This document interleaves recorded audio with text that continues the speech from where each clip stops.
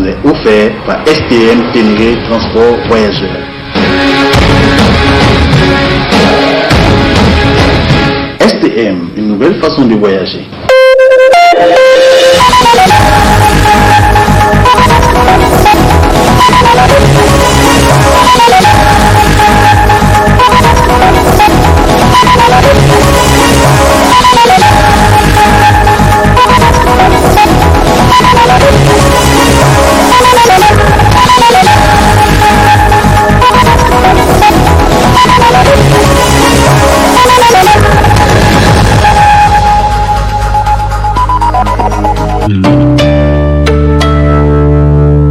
Le 20h15 du Miroir de la Femme, la rencontre de Pau en France entre le président français Emmanuel Macron et ses homologues du G5 Sahel s'est achevée, sanctionnée par un communiqué conjoint. Qu'est-ce qu'il faut retenir pour l'essentiel? Je vous propose de suivre l'acteur de la société civile Moussa Tchangari. Première chose que la déclaration a fait ressortir, c'est cela. C'est ce que lui veut pour le besoin de sa propre communication, pour le besoin de la politique intérieure. Deuxième chose, voilà, qui a été annoncée, il annonce que 220 militaires supplémentaires vont venir. Il annonce que désormais, ils vont se concentrer sur la zone des 3 frontières et aussi sur un groupe parmi la multitude de groupes qui opèrent dans le nord au Mali et qui opère également au Burkina et au Niger. Donc il y a un groupe qui est particulièrement ciblé, c'est le groupe État islamique au Grand Sahara, et il y a une zone sur laquelle les choses vont se concentrer. Ce qui suggère que Barkhane n'a pratiquement rien à faire au nord du Mali.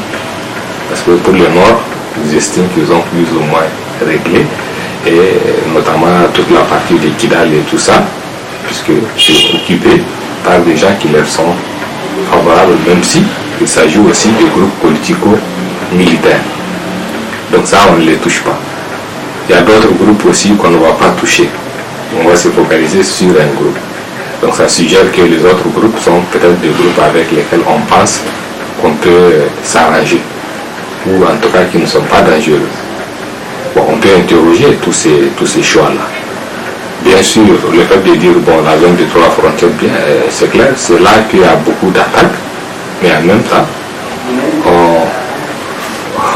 on ne voit pas le truc dans une certaine globalité. Et on nous dit que les États vont essayer de se redéployer dans toutes les zones, n'est-ce pas? Ça sous-entend qu'à Kidal aussi, la France serait peut-être favorable à ce que l'administration malienne puisse s'installer. Ça peut être considéré comme une petite note un peu positive, une sorte de réponse par rapport aux critiques qui sont faites par rapport au statut particulier de Barkhane, des critiques qui n'émanent pas seulement de l'opinion, mais qui émanent également de, comment on appelle ça, même de certains chefs d'État, dont le Nigérien, qui a eu à dire, à se prononcer là-dessus, même si par la suite, il a essayé de revenir là-dessus. Maintenant, on nous annonce qu'il y aura une sorte de commandement commun, c'est-à-dire entre Barkhane et les forces du G5 Sahel. Commandement commun, ça peut paraître a priori bien, mais ça veut dire quoi? Et qui va prendre, en fait, la question, c'est qui va prendre le leadership. Bon, évidemment, puisque nos armées sont en train d'être catégorisées et classées comme des armées plus ou moins en crise, peut-être tout au moins faibles. Et donc ça veut dire quoi? Ça veut dire que c'est les Français qui vont prendre un peu le lead de la guerre. S'ils prennent le lead de la guerre, ça veut dire que c'est Barkhane qui est la force principale, avec Takuba qui sera mis en place. Et puis donc nos forces deviennent des forces supplétives de l'armée française. La zone nord Tillabéri, frontière Mali, avec les derniers événements survenus à Chinagoder le 9 janvier 2020, continue d'alimenter les débats. Aujourd'hui, nous vous proposons la réaction des acteurs syndicaux, la CDTN et la CNT, dans ce reportage. Agadez, le 10 décembre 2019, avec 111 morts, l'attaque de Chinagoder le 9 janvier 2020, faisant 89 morts dans les rangs des forces de défense et de sécurité, la situation se complique dans la zone nord de la Diri, frontière Mali. Cette situation n'a pas laissé indifférents les acteurs à syndicaux. Nous souhaitons que l'État du Niger et précisément le gouvernement puissent prendre les mesures nécessaires pour contrecarrer ces attaques. Trop, c'est trop. Nous avons perdu beaucoup de soldats. Nous avons perdu beaucoup de Nigériens dans ces attaques-là. Il faudrait que notre armée soit mieux préparée pour prévenir ou pour défendre l'intégrité de notre territoire. Parce qu'aujourd'hui, c'est l'intégrité du territoire nigérien qui est même menacée. Parce que des informations qu'on a sur les réseaux sociaux, c'est comme si la localité de Chinagoder-là est vide. C'est qu'on apprend beaucoup d'informations selon lesquelles, comme si les djihadistes ont menacé même les populations de quitter ces lieux-là. Et vraiment, c'est très inquiétant. Tous les Nigériens sont inquiets par rapport à cette situation. Il est regrettable. Aujourd'hui, notre peuple est durement meurtri par ces attaques terroristes. Et c'est pour cela qu'à l'heure actuelle, les Nigériens de tous bords doivent être à l'unisson. On doit être unis pour combattre les forces du mal. Aujourd'hui, nous avons beaucoup de militants qui travaillent dans le nord de la Diri, qui ne savent pas à quel sein se vouer. Depuis un certain temps, avec l'état d'urgence, l'économie de la région de Tilaberi, Diva et autres là, l'économie est à terre. Nous demandons qu'après la rencontre de Pau, de changer de stratégie. Il faudrait que les forces de défense et de sécurité et les partenaires extérieurs conjuguent leurs efforts pour anéantir une fois pour toutes ces forces terroristes qui ensanglantent les peuples maliens, nigériens et burkinabés. Voilà. Par rapport à ça, nous mettons de l'espoir. Nous avons foi à nos forces de défense et de sécurité. Et que l'État continue à les équiper, nos forces seulement peuvent venir à bout de ces terroristes. Ça, je suis convaincu. Ces acteurs syndicaux savent aussi que les militants travaillant dans cette zone d'insécurité, les populations doivent s'unir autour de forces de défense et de sécurité en collaborant davantage en termes d'information. Nos travailleurs qui sont là-bas, ils sont plus inquiets et beaucoup ont préféré même abandonner leur poste de travail parce que l'homme n'a qu'une seule vie. Que ce soit les enseignants, que ce soit les agents de santé, parce que ce sont ces deux corps-là que vous trouverez en grand nombre dans ces zones-là, au niveau des CSI et des écoles. Mais tous ceux-là, ils ont abandonné leur poste de travail pour se réfugier dans les villes. Donc c'est une situation très préoccupante parce que quand il y a l'insécurité, il y a multiples conséquences derrière. Et encore pire, avec l'interdiction de circuler en moto dans la région de Tilaberi, beaucoup ne savent même pas comment travailler. Moi, je connais certains qui interviennent dans des projets, et vous savez, les projets, le déplacement, c'est en moto, mais qui disent qu'ils sont en chômage technique à cause de cette interdiction d'utilisation des motos. Notre comportement doit être un comportement de responsabilité. Notre comportement doit être un comportement d'unité. Notre comportement doit être un comportement positif. Notre comportement ne doit pas être un comportement d'attaque inutile les uns vis-à-vis des autres. Parce que malheureusement, on est dans une situation, on est dans une période de guerre, mais quand vous voyez sur les réseaux sociaux ou dans les médias, ceux qui se racontent, je pense qu'il faudrait que nous l'évitions. De part et d'autre, que ce soit les autorités nationales, que ce soit nous autres citoyens, nous devons tous changer de comportement et voir uniquement le Niger. Je dis que les Nigériens doivent être à l'unisson. Et il faudrait que les gens cessent de balancer n'importe quelle information sur les réseaux sociaux. Il y a certaines informations, ça sape le moral des troupes. Il faut éviter de balancer n'importe quelle information. Aujourd'hui, on doit être tous soudés dans notre armée pour vaincre ces forces du mal. Tous les Nigériens doivent se lever comme un seul homme pour combattre ces forces du mal. Voilà. Et de collaborer. Quand on voit des choses suspectes, il faut les dénoncer. Il faut dénoncer, il faut informer les forces de défense et de sécurité par rapport à certains comportements suspects, n'est-ce pas, au niveau aussi bien dans le nord de l'Amérique, à Difa, à Ottawa, partout sur le territoire national. Face à la menace d'insécurité, les acteurs syndicaux demandent au gouvernement de revoir sa stratégie de lutte contre le terrorisme au Sahel. L'Association islamique du Niger demande à la population de multiplier les prières et invocations pour le retour de la paix au Niger et au Sahel. Younoussa Moukela, secrétaire général de l'Association islamique du Niger, au micro de Amadou Harouna.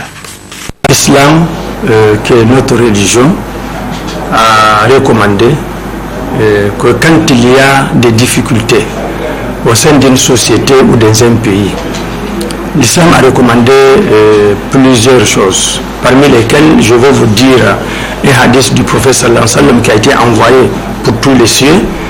Le hadith dit Man ra'a minkum munkaran falyughayyirhu biyadihi fa in lam yastati fa bilisanihi fa in lam yastati fa biqalbihi wa zalika ad'afu al-iman.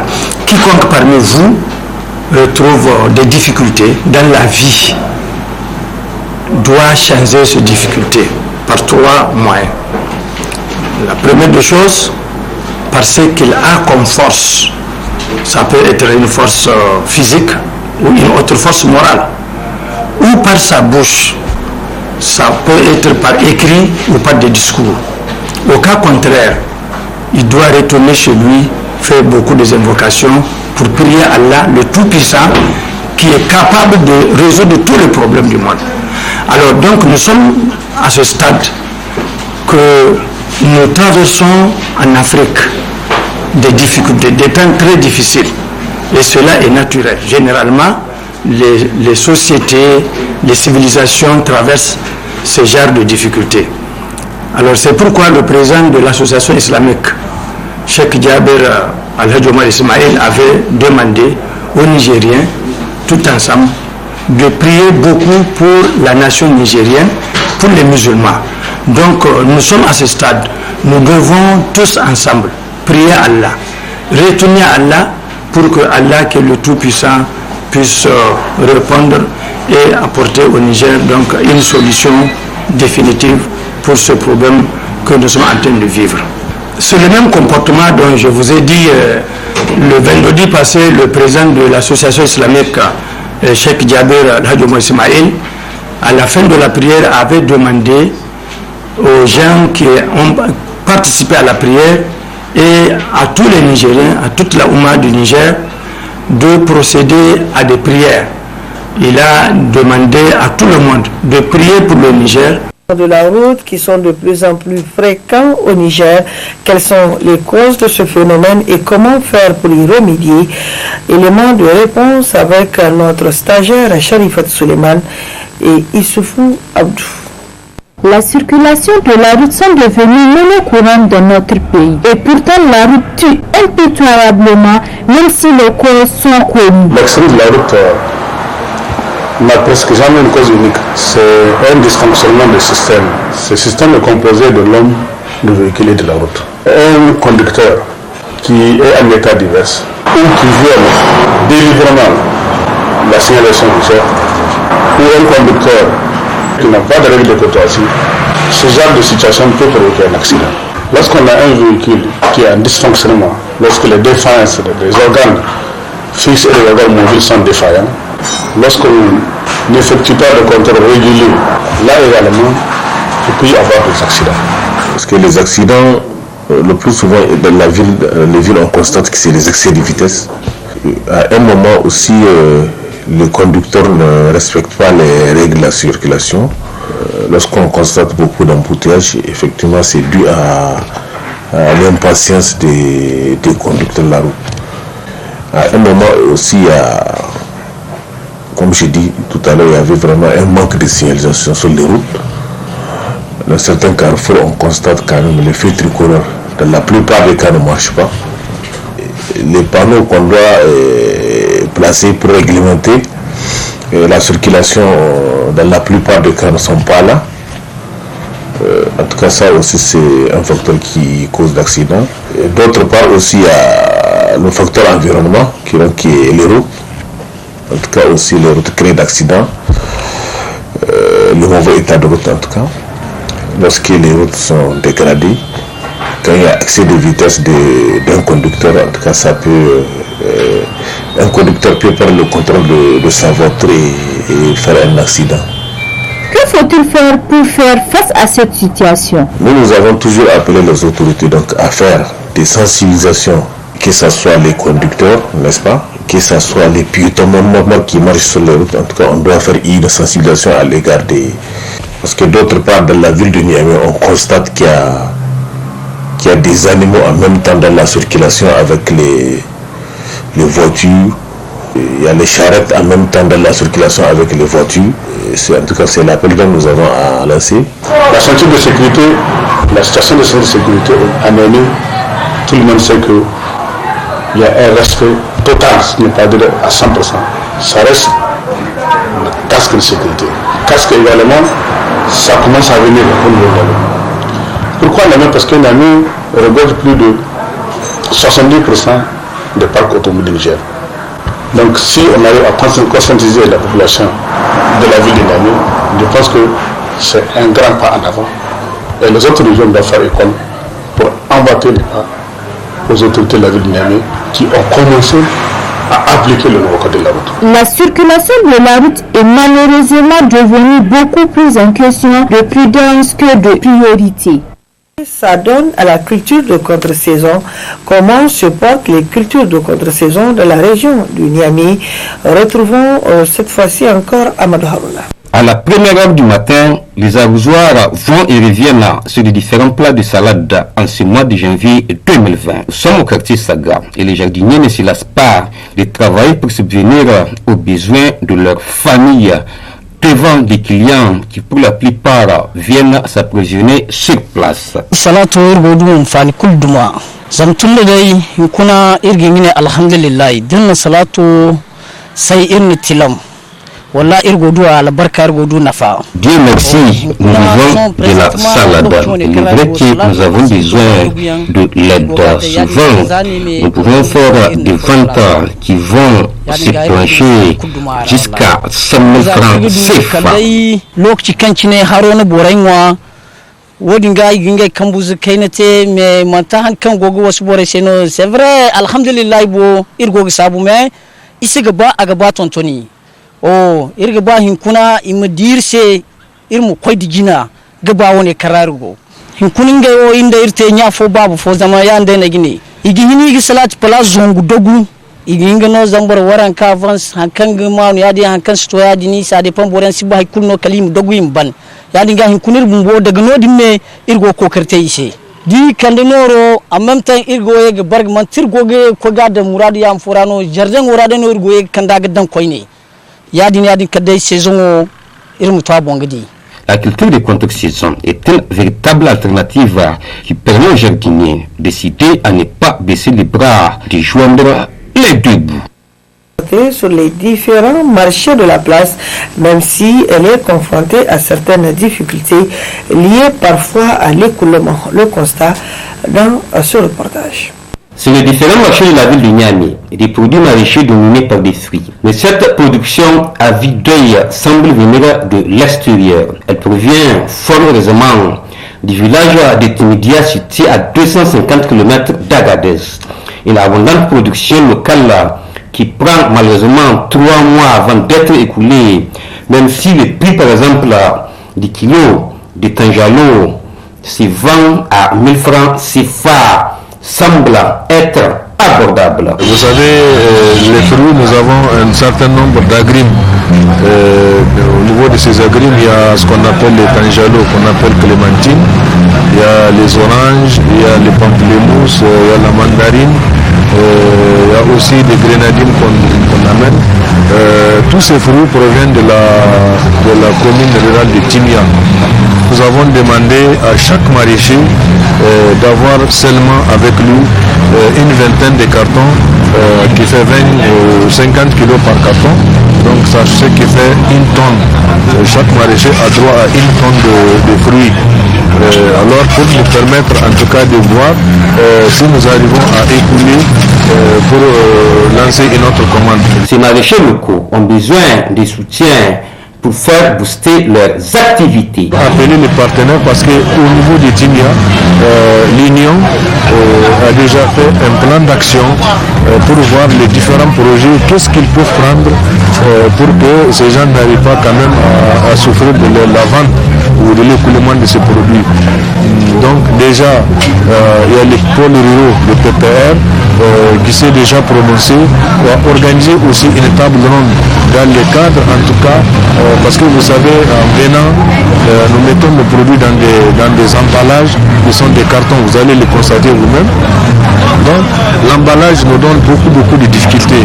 C'est pourquoi le PPR s'est prononcé pour voir dans quel cadre ils vont trouver un emballage approprié donc, pour ces produits. Nous avons évalué les pertes que nous subissons au niveau du transport, arrivé jusqu'à Niamey. Donc c'est pourquoi le PPR et la GIZ en tout cas vont conjuguer leurs efforts pour voir dans quel cadre ils vont soutenir ces maraîchers. La terre ne manque pas à ton coutume de dire. Nos maraîchers, malgré des moyens de production dépassés par le temps, se battent pour subvenir à leurs besoins. C'est à ce niveau que le programme 3N doit intervenir face à une concurrence accrue et de plus en plus impitoyable sur le plan international. Fin de ce journal de 20h15. Merci à vous de l'avoir suivi. Prochain rendez-vous de l'actualité nationale interviendra dès demain, Inch'Allah, quand il sera à 13h15. Quant à moi, vous me retrouverez les adieux dès le vendredi pour d'autres nouvelles. Au revoir. Ce journal vous a été offert par STM Ténéré Transport Voyageurs. STM, une nouvelle façon de voyager.